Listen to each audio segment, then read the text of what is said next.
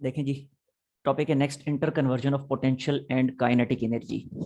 मतलब कि जब हम किसी बॉडी को ड्रॉप करेंगे एक पर्टिकुलर हाइट से, सपोज करें ये मार्कर है, इसे फिक्स्ड हाइट से अगर मैं ड्रॉप करता हूं तो अभी जब मैंने इसको जब मैंने पकड़ा हुआ है तो इसकी पोटेंशियल एनर्जी मैक्सिमम है, काइनेटिक एनर्जी जीरो है। अब जैसे ही मैं इसको रिलीज करूंगा और ये डाउनवर्ड मोशन अपनी स्टार्ट करेगा, तो वक्त गुजरने के साथ साथ काइनेटिक एनर्जी इंक्रीज होती जाएगी, क्योंकि वक्त गुजरने के साथ साथ अर्थ की ग्रेविटी की वजह से इसकी वेलोसिटी इंक्रीज होगी। तो वेलोसिटी के इंक्रीज की वजह से इसकी काइनेटिक एनर्जी इंक्रीज होगी। तो काइनेटिक एनर्जी इंक्रीज होती जाएगी वक्त गुजरने के साथ साथ, और पोटेंशियल एनर्जी डिक्रीज होती जाएगी। देखें जरा, ये मैंने ड्रॉप किया तो जैसे जैसे नीचे आ रहा है पोटेंशियल एनर्जी डिक्रीज होती जा रही है, क्योंकि हाइट डिक्रीज हो रही है। और काइनेटिक एनर्जी इंक्रीज होती जा रही है क्योंकि वेलोसिटी इंक्रीज हो रही है। ठीक हो गया। अब इसी चीज को हमने यहाँ ऑब्जर्व करना है। इसी काइनेटिक और पोटेंशियल एनर्जी के इंटर कन्वर्जन को हमने यहाँ पे डिस्कस करना है। तो देखें जरा, अब ये एक ऑब्जेक्ट है, वंस अगेन एक पर्टिकुलर हाइट पे। This is the object at particular height and this is ground level. अब ग्राउंड लेवल से इसकी जो हाइट है, उस हाइट को हमने कहा this height is H, this height is H. और जिस पॉइंट पे हमने अभी इसको रखा हुआ है, इस पॉइंट को हम नाम दे देते हैं ए का। ठीक है, इस पॉइंट को नाम दे दिया ए का। और जब इस ऑब्जेक्ट को रिलीज किया जाएगा तो ऑब्जेक्ट जाहिर सी बात है अपनी डाउनवर्ड मोशन स्टार्ट करेगी, और एक टाइम ऐसा आएगा कि आके ग्राउंड को हिट कर जाएगी। तो जिस पॉइंट पे आके ग्राउंड को हिट करेगी, उस पॉइंट को हमने नाम दे दिया सी का। और दरमियान में एक और पॉइंट हमको एक पॉइंट और हम कंसिडर कर लेते हैं। सपोज ये एक और पॉइंट है, इस पॉइंट को हम बी का नाम दे देते हैं। अब ये तीनों पॉइंट्स जो हैं ए बी और सी, इन तीनों पॉइंट्स पे हम काइनेटिक और पोटेंशियल एनर्जीज अलग अलग से फाइंड करेंगे, और फिर उन काइनेटिक और पोटेंशियल एनर्जीज के सम्स फाइंड आउट कर लेंगे हर पॉइंट के लिए। और जब हम सम्स फाइंड करेंगे हर पॉइंट के लिए, तो हम देखेंगे कि पॉइंट ए की काइनेटिक पोटेंशियल एनर्जी का सम, पॉइंट बी की काइनेटिक पोटेंशियल एनर्जी का सम, पॉइंट सी की काइनेटिक पोटेंशियल एनर्जी का सम, ये तीनों सम्स सेम आएंगे। जिसका मतलब ये होगा कि तीनों पॉइंट पे ऑब्जेक्ट की टोटल एनर्जी सेम है। ठीक है, तो इन तीनों पॉइंट्स पे अब अलग अलग से हम काइनेटिक और पोटेंशियल एनर्जीज हम फाइंड करते हैं। उससे पहले ये देख लें कि पॉइंट ए से बी तक का जो डिस्टेंस है, इसको हम नाम दे देते हैं एक्स का। पॉइंट ए से बी तक का जो डिस्टेंस है, इसको नाम दे दिया एक्स का। यानी जब बॉडी को रिलीज किया जाएगा पॉइंट ए से, तो ए से बी तक पहुंचते पहुंचते वो एक्स डिस्टेंस कवर कर लेगी। इसी तरह बाकी जो डिस्टेंस होगा बी से सी तक का, डेफिनेटली वो क्या होगा? देखें, पूरी हाइट एच है, ए से बी तक का डिस्टेंस एक्स है, तो डेफिनेटली बी से लेके सी तक का जो डिस्टेंस होगा that will B H minus x. ठीक हो गया। तीनों डिस्टेंसेस हमने यहाँ पे डिस्कस कर लिए। अब तीनों पॉइंट्स की अलग अलग से हम काइनेटिक और पोटेंशियल एनर्जीज फाइंड करते हैं। तो पहले पॉइंट ए की काइनेटिक एनर्जी और पोटेंशियल एनर्जी हम फाइंड करते हैं। पॉइंट ए, देखिए जी, पॉइंट ए पे पहले मैं देखता हूं पोटेंशियल एनर्जी क्या होगी। तो पॉइंट ए की पोटेंशियल एनर्जी क्या होगी? Definitely M G H. M G H, H वो हाइट होती है कि जिस पॉइंट पे हम पोटेंशियल एनर्जी फाइंड कर रहे हैं, उस पॉइंट की ग्राउंड लेवल से जो हाइट होती है दैट इज एच। और इस जगह पे पॉइंट ए पे पोटेंशियल एनर्जी फाइंड कर रहे हैं, तो पॉइंट ए की जो ग्राउंड लेवल से जो हाइट है, उसको स्मॉल एच का ही तो नाम हमने दे रखा है। दैट्स वाई ये डिस्टेंस जो है ये हो गया एच। अब काइनेटिक एनर्जी को अगर हम डिस्कस करें, इसी पॉइंट ए की जो काइनेटिक एनर्जी होगी, definitely 1/2 mv², M V square, जो कि होगा 1/2 m × 0², क्योंकि पॉइंट ए पे हमने अभी जस्ट उस ऑब्जेक्ट को प्लेस किया हुआ है, अभी वो मूव नहीं कर रही, उसको ग्रिप करके रखा हुआ है। तो that's why velocity will be zero, और जब वेलोसिटी जीरो तो पॉइंट ए की काइनेटिक एनर्जी भी आ गई जीरो। अब टोटल एनर्जी क्या होगी पॉइंट ए पे? Not total energy at point A, that will B, हमें पता है कि पोटेंशियल और काइनेटिक एनर्जी का सम होगी। तो potential energy plus kinetic energy, जो कि हो जाएगी M G H plus zero, and that is M G H. तो ये तो पॉइंट ए पे हमें टोटल एनर्जी मिल गई। अब हम फाइंड करते हैं पॉइंट बी की टोटल एनर्जी। तो total energy at point B, देखिए जी, अब पॉइंट बी की अगर हमने टोटल एनर्जी फाइंड करनी है, तो वंस अगेन पॉइंट बी की काइनेटिक एनर्जी फाइंड करनी पड़ेगी, और पॉइंट बी पे उस ऑब्जेक्ट की पोटेंशियल एनर्जी फाइंड करनी पड़ेगी। तो पहले पोटेंशियल एनर्जी की तरफ ही हम आते हैं। तो देखें पॉइंट बी पे पोटेंशियल एनर्जी क्या होगी। वंस अगेन पोटेंशियल एनर्जी क्या होती है? M G into height. अब पॉइंट बी की हाइट क्या बन रही है ग्राउंड लेवल से, जरा मुझे बताइए। h minus x. h minus x, बिल्कुल ठीक। तो ये मैंने लिख दिया h माइनस एक्स, और सिंप्लीफाई करके इसको मैं लिख देता हूं mgh minus mgx, minus mgx। सब कुछ, बोर्ड भी गंदा हुआ है, मार्कर भी गंदे हुए हैं, मट्टी मट्टी हर जगह लगी है, देखें इतने दिनों बाद यूज कर रहा हूं तो खैर। अच्छा देखें, ये पोटेंशियल एनर्जी हमने फाइंड कर ली पॉइंट बी की। अब पॉइंट बी की काइनेटिक एनर्जी की तरफ हम आते हैं। तो देखें kinetic energy at point B वो हम कैसे फाइंड करेंगे? डेफिनेटली काइनेटिक एनर्जी के फार्मूला से, जो कि होगा 1/2 m इंटू वी। अब वी कौन सी वेलोसिटी? वेलोसिटी वो जो पॉइंट बी की वेलोसिटी है, क्योंकि हमें पता है कि जैसे जैसे ऑब्जेक्ट नीचे की तरफ मूव कर रही है तो उसकी वेलोसिटी तो इंक्रीज होती जा रही है ना, वेलोसिटी कांस्टेंट तो नहीं है। तो जब वेलोसिटी कांस्टेंट नहीं है तो हम काइनेटिक एनर्जी के फॉर्मूले में पर्टिकुलरली 1/2 mv² नहीं लिखेंगे, गलत हो जाएगा, क्योंकि वेलोसिटी कांस्टेंट नहीं है, बल्कि हम लिखेंगे 1/2 mvb², यानी पॉइंट बी पे जो वेलोसिटी है उसका स्क्वायर। ठीक है, चैप्टर है ये chapter number 4 I think, yes chapter number 4 चल रहा है ना। तो ये लिखा 1/2 mvb²। ठीक हो गया। अच्छा, अब मुझे नहीं पता कि पॉइंट बी पे ऑब्जेक्ट की वेलोसिटी क्या है, मुझे तो पर्टिकुलरली वेलोसिटी की वैल्यू चाहिए ना, लेकिन अभी तक मुझे नहीं पता कि पॉइंट बी पे वेलोसिटी की वैल्यू क्या होगी, और ना ही अभी तक मेरे पास कोई ऐसा फार्मूला है कि जिसके जरिए पॉइंट बी पे वेलोसिटी की वैल्यू मैं फाइंड कर सकूं। तो मैं क्या करूंगा, मैं पॉइंट बी पे वेलोसिटी की वैल्यू फाइंड करने के लिए एक पर्टिकुलर एक्सप्रेशन डिराइव कर लूंगा, और जो इस एक्सप्रेशन से पॉइंट बी पे वेलोसिटी की वैल्यू यानी वी बी की वैल्यू मिलेगी वो यहां मैं पुट कर दूंगा। अब वही करने वाला हूं मैं, इसे मैं नाम दे देता हूं, ऐसे मैं करता हूं, इसको मैं इक्वेशन 1 का नाम दे देता हूं, इसे इक्वेशन 2 का नाम दे देता हूं। अब मैं वी बी यानी वेलोसिटी एट पॉइंट बी उसकी वैल्यू फाइंड करके इक्वेशन नंबर 2 में पुट करने जा रहा हूं। ठीक है, तो देखें जरा पॉइंट बी पे वेलोसिटी की वैल्यू मैं फाइंड करूंगा कैसे। उसके लिए मैं यूज कर लूंगा थर्ड इक्वेशन ऑफ मोशन। क्यों, मुझे कैसे पता चला कि third equation of motion, first क्यों नहीं, सेकंड क्यों नहीं? देखिएगा जरा कैसे मुझे पता चला। पॉइंट बी पे वेलोसिटी की वैल्यू मैंने फाइंड करनी है, तो मैं लिख देता हूं कि फाइनल वेलोसिटी जो है that will be V B. ठीक हो गया। इनिशियल वेलोसिटी क्या है? जब ऑब्जेक्ट को मैंने यहां से रिलीज किया तो उस इनिशियल वेलोसिटी क्या थी, बताइए जरा मुझे। 0। 0, बिल्कुल ठीक, वेरी गुड। क्योंकि पॉइंट ए से जब मैंने उसको रिलीज किया तो उस वक्त तो ऑब्जेक्ट रेस्ट में थी ना, तो जब ऑब्जेक्ट रेस्ट में थी तो उस वक्त फिर इनिशियल वेलोसिटी की वैल्यू हुई 0। एक्सेलरेशन कितना है? Yes, acceleration vf minus vi divide by t। Acceleration no no G, gravitational acceleration है ना, क्योंकि हमें पता है कि जब भी कोई ऑब्जेक्ट अर्थ की ग्रेविटी में मूव करती है due to gravity of the earth, तो उस सूरत में जो एक्सेलरेशन होता है हमेशा ग्रेविटेशनल एक्सेलरेशन होता है। अब यहाँ तो object okay downward move sir. कर रही है ना, under the gravity of the earth move कर रही है, that's why acceleration will be g. अच्छा मुझे बताएं डिस्टेंस कितना है, कितना डिस्टेंस ऑब्जेक्ट ने कवर कर लिया है? x x, very good. अब देखें, अब ये जो पैरामीटर्स हमारे पास मौजूद हैं ये कौन सी इक्वेशन के हैं? डेफिनेटली थर्ड इक्वेशन के हैं, इसीलिए थर्ड इक्वेशन ऑफ मोशन में यूज करके बड़ी आसानी से फाइनल वेलोसिटी जो कि है वी बी उसकी वैल्यू फाइंड कर लूंगा। तो मैं यूज कर रहा हूं third equation of motion. Now third equation of motion, और इसको जब यूज करेंगे तो बनेगा V F square minus V I square is equal to 2as। अब मैं वैल्यूज पुट कर रहा हूं तो वी एफ की जगह क्या आ जाएगा, वी बी, तो ये लिखा V B square, initial velocity कितनी थी, 0 थी, सो लिखा 0 का स्क्वायर 0 ही रहेगा, 2a की जगह आ जाएगा g, और s डिस्टेंस उसकी जगह आ जाएगा x। और यहां से जब मैं दोनों साइडों का स्क्वायर रूट लूंगा तो वी बी मेरे पास क्या आ जाएगी, वो आएगी 2gx inside the square root. लें जी, ये वीबी की वैल्यू आ गई। ठीक हो गया।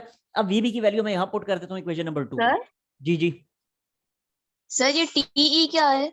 क्या? सर वो जो आपने लेफ्ट साइड पे लिखा हुआ है पॉइंट ए के नीचे टीई। लेफ्ट साइड पे लिखा है पॉइंट ए के नीचे, पॉइंट ए के नीचे सर पॉइंट, नहीं इधर नहीं, हाँ, डायग्राम में नहीं, दूसरी तरफ टीई जो लिखा हुआ TE. Total energy. Okay sir. Total energy मैंने फाइंड करनी है ना, यही मैं बता रहा हूँ ना, कि मैंने पॉइंट ए की टोटल एनर्जी फाइंड करनी है, पॉइंट बी की टोटल एनर्जी फाइंड करनी है, पॉइंट सी की टोटल एनर्जी फाइंड करनी है। और जब मैं कंपेयर करूंगा तो ओके सर। मुझे पता चलेगा कि तीनों पॉइंट्स की टोटल एनर्जी सेम है, इसलिए फिर आखिर में मैं कह दूंगा कि the total energy of the object remain same at all the points through out it's journey. ठीक है, यही चीज मैं प्रूव करने जा रहा हूं। अच्छा आप जरा देखें, अब वीबी की वैल्यू इक्वेशन 2 में पुट करूंगा तो मुझे काइनेटिक एनर्जी क्या मिलेगी? काइनेटिक एनर्जी मुझे मिल गई 1/2 एम वी बी स्क्वायर था ना, तो वी बी स्क्वायर की ये वैल्यू आई थी 2gx, तो ये डायरेक्टली मैंने लिख दिया 2gx, जिसको जब सिंप्लीफाई किया जाएगा 2 कैंसिल होंगे तो बाकी बचेगा mgx। ये काइनेटिक एनर्जी मुझे मिल गई पॉइंट बी पे उस ऑब्जेक्ट की। अब देखें पॉइंट बी पे मुझे पोटेंशियल एनर्जी भी मिल चुकी है, पॉइंट बी पे काइनेटिक एनर्जी भी मिल चुकी है, तो लिहाजा मैं टोटल एनर्जी फाइंड कर सकता हूं इन दोनों वैल्यूज को ऐड करके। ठीक हो गया? तो देखें आप, now total energy is equal to kinetic energy plus potential energy,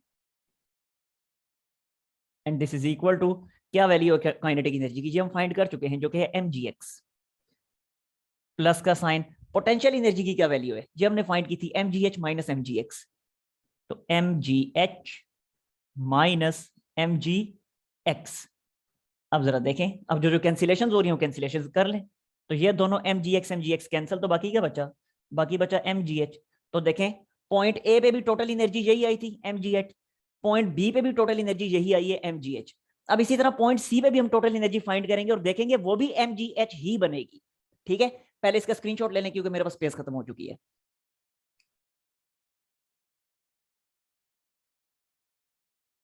ji sir ले लिया। हो गया? अच्छा, अब यहां से मैं मिटा रहा हूं।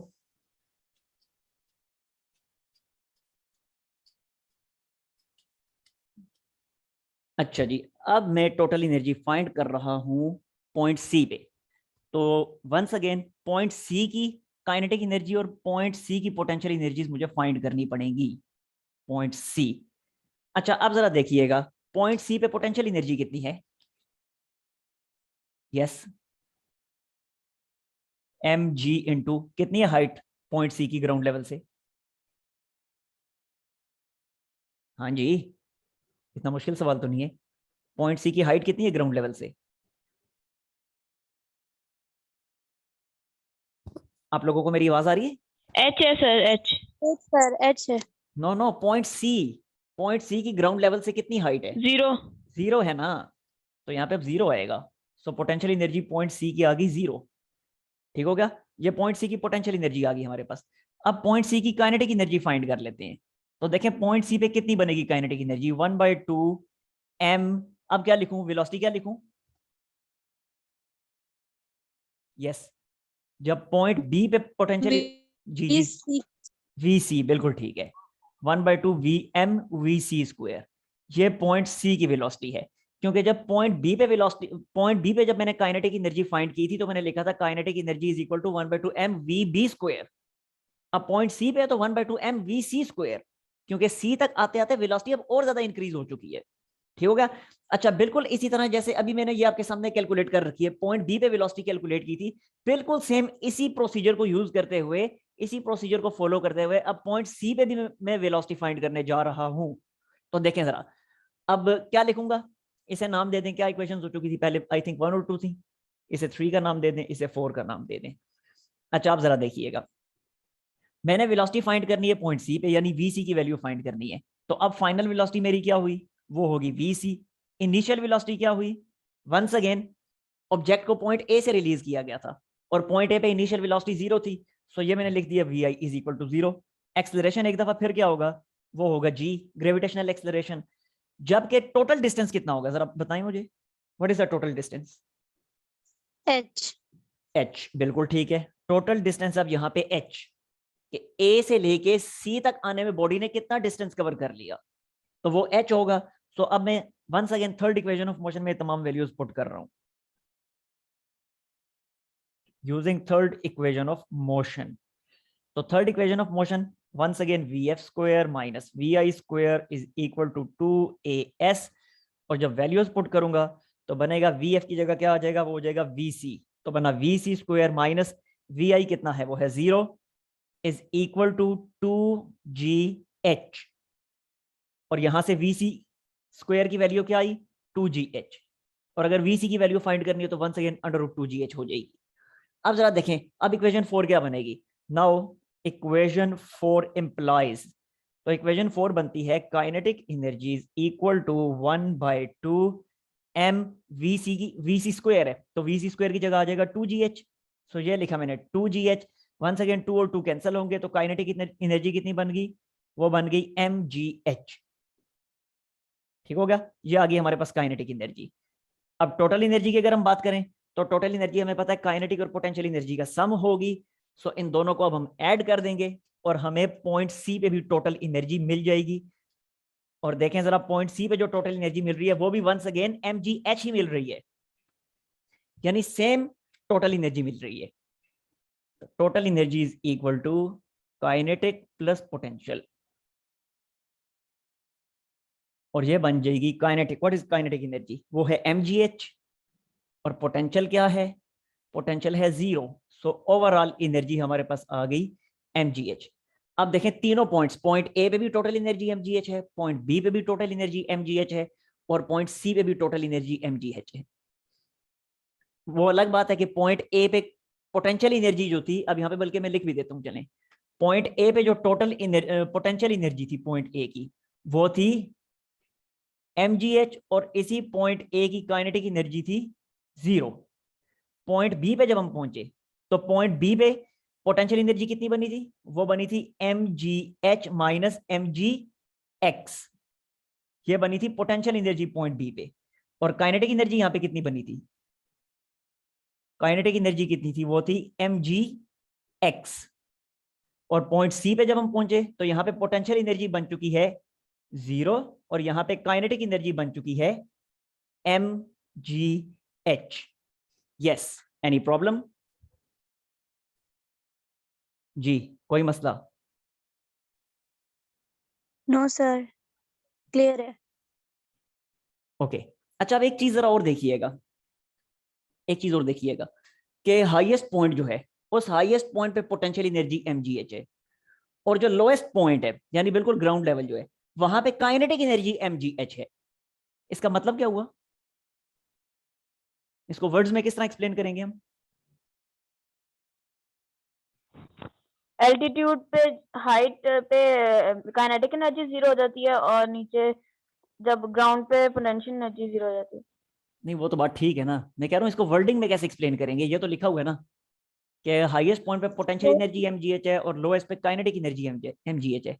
जी रज, Loss in potential energy is equal to gain in potential kinetic energy. बिल्कुल ठीक है, वेरी गुड। कि जितना पोटेंशियल एनर्जी में लॉस आया है, उतना ही काइनेटिक एनर्जी में गेन आया है। यानी जब एक ऑब्जेक्ट को जब रिलीज किया जाएगा किसी भी हाईएस्ट पॉइंट से, तो लोएस्ट पॉइंट तक पहुंचते पहुंचते उसकी सारी की सारी पोटेंशियल एनर्जी काइनेटिक एनर्जी में कन्वर्ट हो चुकी होगी। यही तो, ये इक्वेशन यही तो बता रही है कि हाईएस्ट पे पोटेंशियल एनर्जी mgh और लोएस्ट पे काइनेटिक एनर्जी mgh। क्या मतलब कि वो जो पोटेंशियल एनर्जी थी, वो सारी की सारी पोटेंशियल एनर्जी लोएस्ट पॉइंट पे पहुंचते पहुंचते सारी की सारी पोटेंशियल एनर्जी काइनेटिक में कन्वर्ट हो चुकी है। तो loss in potential energy is equal to gain in kinetic energy. ठीक है, so clearly loss in potential energy equals to gain in kinetic energy, gain in kinetic energy. ठीक हो गया।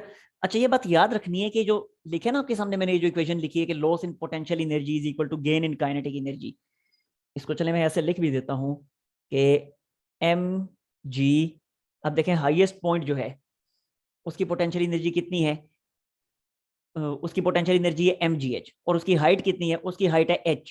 तो यहाँ पे मैं लिख देता हूँ mgh माइनस लोएस्ट पॉइंट जो है उसकी पोटेंशियल एनर्जी कितनी है, वो है mg इंटू 0। मजीद अभी मॉडिफाई करता हूं मैं इसको। इसी तरह यहाँ पे क्या लिखा जाएगा, gain in kinetic energy. Gain in kinetic energy क्या होगी, देखें फाइनल काइनेटिक एनर्जी जो कि क्या है mgh, या छोड़ें इसको, इसको काइनेटिक एनर्जी की फॉर्म में लिखें, इसको लिखें 1/2 mvc square minus 1/2 m into 0 square. इस फॉर्म में भी मैंने लिखा। अभी मैंने कौन कौन से पॉइंट्स यूज किए, पॉइंट ए और सी, पॉइंट ए और सी के लिए ये इक्वेशन लिखी। लेकिन अगर कोई से भी जनरल कोई दो पॉइंट्स हो जाएं, ए और सी ना हो, यानी हाईएस्ट और लोएस्ट पॉइंट्स ना हो, बल्कि दरमियान के कोई दो पॉइंट्स हो जाएं, सपोज करें एक पॉइंट इधर हो जाए, ये जिधर मैं फिंगर्स रख रहा हूं, एक पॉइंट इधर हो जाए, दूसरा पॉइंट इधर हो जाए। अब डेफिनेटली ये हाईएस्ट और लोएस्ट पॉइंट्स तो नहीं है, तो जब हाईएस्ट और लोएस्ट पॉइंट्स नहीं है तो अब इस सूरत में ना तो किसी पॉइंट की हाइट जीरो होगी और ना ही किसी पॉइंट की वेलोसिटी जीरो होगी, ठीक है, क्योंकि हाईएस्ट पॉइंट पे वेलोसिटी जीरो होती है, लोएस्ट पॉइंट पे हाइट जीरो होती है। तो जब पॉइंट्स मैंने दरमियान वाले ले लिए यहाँ पे, तो अब ये वाला जो पॉइंट है, इस पॉइंट की वेलोसिटी जीरो नहीं हो सकती और ये वाला जो पॉइंट है, इस पॉइंट की हाइट जीरो नहीं हो सकती। ठीक हो गया। तो इस तरह की सिचुएशन में फिर मैं इसको इस तरह से लिखूंगा, इसी इक्वेशन को फिर मैं लिखूंगा mg(h1 - mg(h2), यानी इधर वाला जो पॉइंट है उसकी हाइट और फिर इधर वाला जो पॉइंट है उसकी हाइट। जो ऊपर वाला पॉइंट है उसकी हाइट को मैंने h1 का नाम दिया है और जो नीचे वाला पॉइंट है उसकी हाइट को मैंने h2 का नाम दिया है। तो फिर मैं लिखूंगा mg(h1 - mg(h2) is equal to, इसी तरह यहाँ पे लिखूंगा 1/2 mv1 square, sorry 1/2 mv2 square minus 1/2 mv1 square. मजीद मॉडिफाई किया जाए तो यहां से mg कॉमन आ जाएगा, तो बाकी बचेगा h1 - h2 is equal to, यहाँ पे 1/2 m कॉमन ले लिया जाए तो बाकी बचेगा v2 square minus v1 square. ये अब वही इक्वेशन बन गई जो आपकी बुक में मौजूद है। क्लियर हुआ? Yes, any problem? सर यहाँ से फिर समझा दें mgh माइनस mgh2 ये वाला। देखें दो यस पॉइंट्स, सर। मैं 2 पॉइंट्स ले लेता हूँ। एक पॉइंट ये वाला ले लेता हूँ, ठीक है, एक मिनट,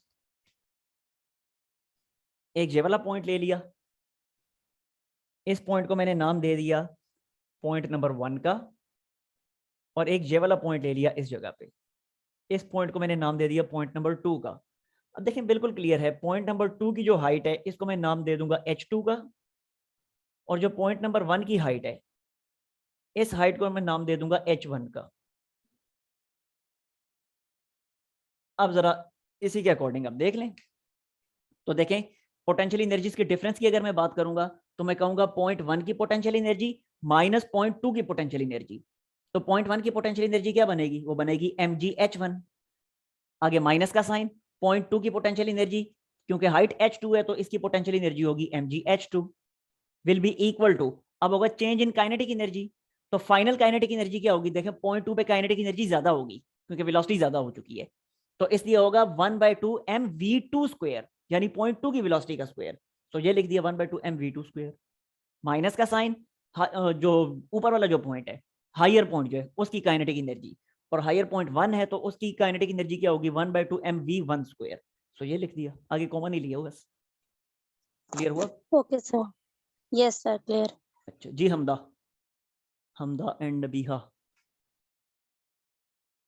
यस सर, क्लियर है। ओके, फिर इस तरह करें कि Yes, sir. या एक मिनट, आखिर में एक ही दफा स्क्रीनशॉट लीजिएगा, आखिरी बात भी समझा लूँ ना। यानी अब इसी को अगर मैं कंबाइन करके लिखूं, सॉरी कंडेंस करके लिखूं, तो उस तरह कंडेंस करके जब मैं लिखूंगा तो इसी चीज को फिर मैं ऐसे लिखूंगा, change in potential energy will be equal to change in kinetic energy. क्या ख्याल है? ऐसा ही होगा ना कि पोटेंशियल एनर्जी में जितना चेंज आएगा सेम उतना ही चेंज काइनेटिक एनर्जी में आएगा। वजह क्या? अगर पोटेंशियल एनर्जी सपोज करें एक बॉडी ऊपर से नीचे की तरफ मूव करती आ रही है, अगर पोटेंशियल एनर्जी में 3 जूल्स की डिक्रीज आई है तो वो जितनी 3 जूल्स की डिक्रीज पोटेंशियल एनर्जी में आई है वही 3 जूल्स की इंक्रीज काइनेटिक एनर्जी में आएगी, क्योंकि जितनी पोटेंशियल एनर्जी में डिक्रीज आई है असल में वो पोटेंशियल एनर्जी काइनेटिक एनर्जी में ही तो कन्वर्ट हुई है, तभी तो पोटेंशियल में डिक्रीज और काइनेटिक में इंक्रीज आ रही है। इसलिए मैं कहूंगा कि जितना पोटेंशियल में चेंज आएगा सेम उतने ही मैग्नीट्यूड का चेंज काइनेटिक एनर्जी में भी आएगा। हाँ, साइंस का फर्क जरूर होगा, पोटेंशियल एनर्जी में अगर डिक्रीज आ रहा है तो इसकी जो चेंज है वो नेगेटिव चेंज होगी, लेकिन at the very same time kinetic energy में इंक्रीज आ रहा है तो इसकी जो चेंज होगी वो पॉजिटिव चेंज होगी। तो साइंस का फर्क जरूर होगा दोनों चेंजेस में, लेकिन दोनों चेंजेस का मैग्नीट्यूड सेम होगा, उस पर कोई फर्क नहीं पड़ेगा। इतनी चीज क्लियर हुई? Yes sir. अच्छा, अब जरा आगे देखिएगा। अब ये सारी की सारी जो हमने इतनी लंबी चौड़ी बहस की है अभी तक, ये पता है किस सिचुएशन के लिए? ये उस सिचुएशन के लिए है कि अगर फोर्स ऑफ फ्रिक्शन बीच में मौजूद ना हो, अगर फोर्स ऑफ फ्रिक्शन मौजूद हुई तो अब ये रिजल्ट इस तरह का नहीं होगा, बल्कि अब ये रिजल्ट थोड़ा सा चेंज हो जाएगा। क्यों? इसलिए कि जब जाहिर सी बात है जब फ्रिक्शन नहीं है तो उस वक्त जितना पोटेंशियल में डिक्रीज आ रहा है उतना काइनेटिक में इंक्रीज आएगा। लेकिन जब फ्रिक्शन बीच में मौजूद होगी तो फ्रिक्शन के अगेंस्ट भी तो कुछ ना कुछ वर्क करना पड़ेगा ना। अब जब फ्रिक्शन मौजूद है तो फ्रिक्शन के अगेंस्ट भी कुछ ना कुछ वर्क होगा। तो इसलिए in the presence of friction, फिर ये इक्वेशन इस तरह बनेगी, इन द प्रेजेंस, पता नहीं प्रेजेंस की स्पेलिंग देख लीजिएगा, मुझे नहीं पता। In the presence of friction, air friction की बात हो रही है, ठीक है, in the presence of air friction. तो अब जरा देखें, अब जो पोटेंशियल एनर्जी में जो डिक्रीज आएगा, change in potential energy, that will be equal to, अब ये जो पोटेंशियल एनर्जी में डिक्रीज आएगा ये टू फॉर्म्स में अपीयर होगा। किन किन टू फॉर्म्स में अपीयर होगा? एक फॉर्म होगी इंक्रीज इन काइनेटिक एनर्जी और दूसरी फॉर्म होगी work done against friction. Friction के अगेंस्ट वर्क करने में भी कुछ ना कुछ पोटेंशियल एनर्जी जाया होगी, ठीक है। तो now this change in potential energy will be equal to change in kinetic energy plus work done against friction, ठीक है। वर्क लिखा और नीचे सबस्क्रिप्ट में एफ लिखा, मींस के वर्क डन अगेंस्ट फ्रिक्शन। और जब इसी को मजीद मॉडिफाई करके लिखूंगा तो मैं ऐसे लिखूंगा कि change in potential energy is equal to change in kinetic energy plus, देखें वर्क डन अगेंस्ट फ्रिक्शन क्या होगा, हमें पता है कि वर्क का फॉर्मूला क्या होता है, वो होता है फोर्स मल्टीप्लाई डिस्प्लेसमेंट। अब यहाँ पे वर्क हो रहा है फ्रिक्शन की वजह से, तो फोर्स तो होगी फ्रिक्शन, ठीक है, फोर्स तो हो गई फ्रिक्शन।